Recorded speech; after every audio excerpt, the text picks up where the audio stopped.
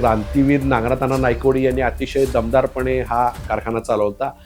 शेतकरी चळवळीचा आणि स्वातंत्र्य चळवळीचं नेतृत्व असताना सुद्धा त्यांनी सहकार चळवळ अतिशय दमदार चालवली आणि हुतात्मा कारखाना एक आदर्श कारखाना केला. म्हणजे हा कारखान्याचं असं होतं की एका झाडाखाली घोंगड्यावर याची संचालक मंडळाची मीटिंग त्यावेळेला नागनाथांना घ्यायचे. नागनाथांना अतिशय पारदर्शी कारभार करायचे. संचालक मंडळाच्या बैठकीला सुद्धा लोकांना उपस्थित राहायला परवानगी असायची. त्यानंतर कारखाना तो त्यांनी अतिशय काटकसरीनं चालवून कर्जमुक्त केला. म्हणजे एकही कर्जाचा हप्ता त्यांनी थकवला नाही आणि ज्या वेळेला कारखाना कर्जमुक्त झाला त्यावेळेला त्यांनी जिलेबीसुद्धा त्या ठिकाणी वाटलेली होती. आणि कारखाना त्यांनी फक्त चालवलं नाही, कारखान्याच्या माध्यमातून त्यांनी पूर्वगामी चळवळ केली. जातीवाद्यांच्या सावलीला सुद्धा नागनाथांना कधी उभारलेले नाही. त्यांनी तिथले विद्यार्थ्यांसाठी काम असेल, त्यानंतर आपल्या पाणी चळवळीसाठी काम असेल, तर ही कामं त्यांनी कारखान्याच्या माध्यमातून केली. हा हुतात्मा पॅटर्न हा पूर्वी सांगली जिल्ह्यामध्ये प्रसिद्ध होता आणि आता हा पॅटर्नच हुतात्मा कसा झाला असा प्रश्न सहकारातील अनेक नेत्यांना पडलेला आहे. त्यावेळेला आठवत असेल आपल्याला तर हुतात्मा पॅटर्न हा चांगला प्रसिद्ध आहे आणि राजाराम बापू पॅटर्न जो आहे तिथला तर तो मागं पडलेला होता. पण कालाच्या ओघामध्ये जयंत पाटील यांचा व्यवस्थापक असलेला राजाराम बापू पॅटर्नच आता पुन्हा जिंकलेला दिसतोय आणि हुतात्मा पॅटर्न हा सध्या ढासळताना दिसतोय. वैभव नायकवडींच्या बाजूनं तुमचा दूध संघ कसा बंद पडला, दूध संघाचं जवळजवळ 1.5 लाख 1.25 लाखाचं जे दूध संकलन होतं ते कसं आता हजारात आलेलं आहे त्याची चर्चा सुरू आहे. तो दूध संघ कसा अडचणीत आहे त्याची चर्चा सुरू आहे. त्यानंतर हुतात्मा बँक ज्यांच्याकडे आहे त्या बँकेबद्दल सुद्धा लोक चर्चा करतायत. किरण नायकवडींच्या प्रश्नांबद्दल, त्यांच्या बैठकीबद्दलची चर्चा सोशल मीडियातनं होती आहे.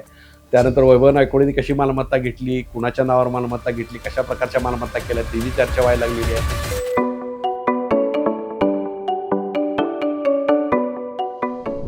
नमस्कार, मी हनुमंत मोहिते .सोनेर आहे माझ्या यूट्यूब चॅनलवर सर्व प्रेक्षकांचं स्वागत आहे. वाळव्यातील हुतात्मा कारखाना पूर्वी एक आदर्श कारखाना होता, पण आता या कारखान्याच्या विरोधात एक आंदोलन सुरू आहे. वैभव नायकवडी जे कारखान्याचे अध्यक्ष आहेत त्यांना पायउतार व्हावं अशी मागणी होत आहे आणि तिथं त्यांच्या घरातले त्यांचे पुतणे असतील, गौरव नायकवडे असतील, केदार नायकवडे असतील, किरण नायकवडी त्याच्यामध्ये, तर हे सगळेजण त्यांना पदावरनं पायउतार व्हावा अशी मागणी करतायत. कारखान्याचं कर्ज फेडावं असं म्हणतायत, त्यांच्या मालमत्तेतून बोलतायत. तर नेमकं हा हुतात्मा पॅटर्न हा पूर्वी सांगली जिल्ह्यामध्ये प्रसिद्ध होता आणि आता हा पॅटर्नच हुतात्मा कसा झाला असा प्रश्न सहकारातील अनेक नेत्यांना पडलेला आहे. त्यावेळेला आठवत असेल आपल्याला तर हुतात्मा पॅटर्न हा चांगला प्रसिद्ध आहे आणि राजाराम बापू पॅटर्न जो आहे तिथला तर तो मागं पडलेला होता. पण कालाच्या ओघामध्ये जयंत पाटील यांचा व्यवस्थापक असलेला राजाराम बापू पॅटर्नच आता पुन्हा जिंकलेला दिसतोय आणि हुतात्मा पॅटर्न हा सध्या ढासळताना दिसतोय. नेमकं याच्याबद्दल काय चर्चा सुरू आहे याच्याबद्दल आपण चर्चा करणार आहोत. तिथं आंदोलन आता बाळव्यामध्ये सुरू आहे, तिथं धरणे आंदोलन आहे. गौरव नायकवडींनी, केदार नायकवडींनी प्रेस घेऊन जोरदार तोफा डागलेल्या आहेत. आता अर्थात हा हुतात्मा कारखान्याच्या सुरुवातीला ज्यावेळी 1981ला कारखाना सुरू झाला त्यावेळेला फार मोठ्या अपेक्षा या कारखान्यानं तयार केल्या होत्या आणि क्रांतीवीर नागनाथांना नायकवडी यांनी अतिशय दमदारपणे हा कारखाना चालवता.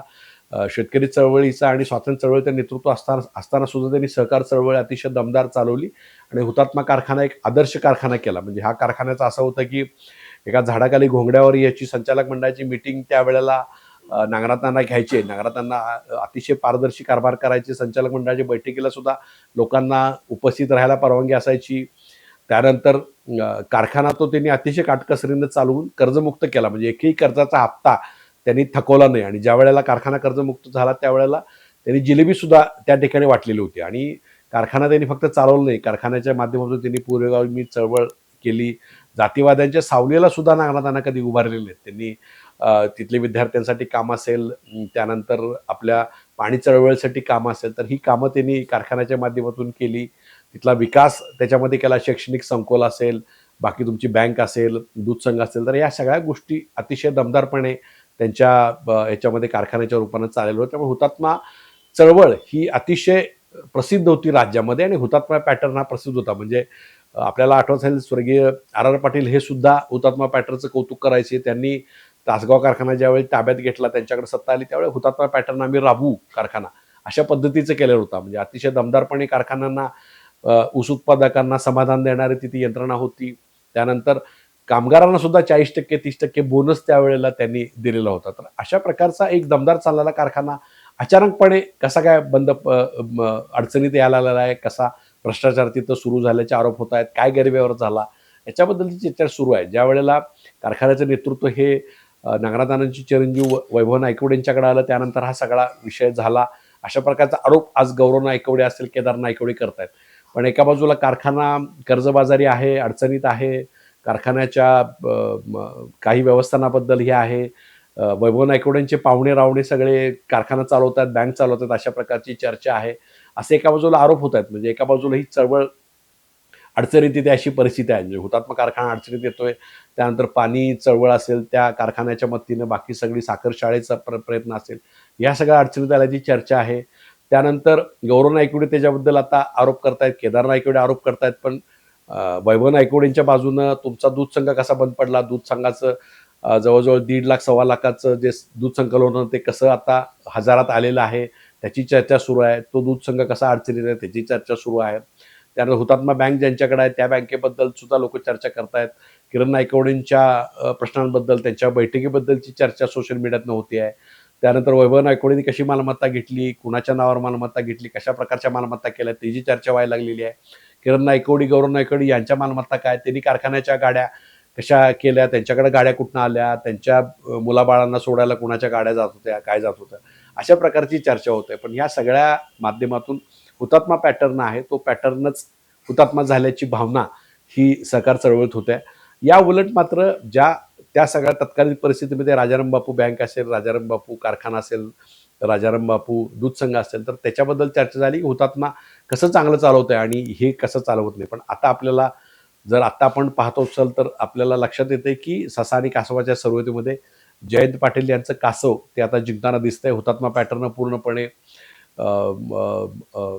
ढासळताना दिसतोय. त्याच्या सगळ्या संस्था कर्जबाजारी अडचणीत आलेल्या दिसतात. या उलट मात्र राजाराम बापू बँक असेल, राजाराम बापू कारखाना असेल, राजाराम बापू दूध संघ असेल, या संस्था सगळ्या चांगल्या चाललेल्या आहेत, उत्तम चाललेल्या आहेत. त्यांचा NPA सुद्धा कमी आलेला आहे, दूध संकलन सुद्धा चांगलं आहे. सहकारी संस्था कशा चालवायत हे आदर्श जयंत पाटलांनी त्यावेळी घालवला. पण तत्कालीन परिस्थिती मात्र जयंत पाटलांच्यावर टीका झाली होती की हुतात्मा कसा चांगला चाललेला आहे. पण आज मात्र आपण जेव्हा मागवळून पाहतोय आणि आताची परिस्थिती बघतोय त्यावेळी हुतात्मा पॅटर्नचा हुतात्मा झाला आणि राजाराम बापू पॅटर्न जयंत पाटलांच्या यांनी एक चांगलं सहकारातच जाळं बसवलेलं आहे, सत्ता तिथं टिकवलेलं आहे आणि शेतकऱ्यांनी न्याय दिलेला आहे. तर कालांतरानं या सगळ्याचा हिशोब जनता वाढवा मतदारसंघामध्ये आणि आसपासच्या मतदारसंघात करेल. पण हुतात्माचं असं ढासळणं हे मात्र सहकाराच्या दृष्टीने अतिशय गंभीर बाब आहे.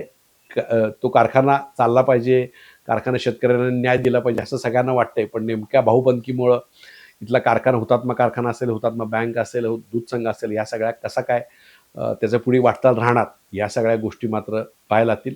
पण दुसऱ्या बाजूला मात्र राजाराम बापू उद्योग समूहाचं यश मात्र उठून दिसणार आहे, जयंत पाटलांचं यश मात्र उठून दिसणार आहे.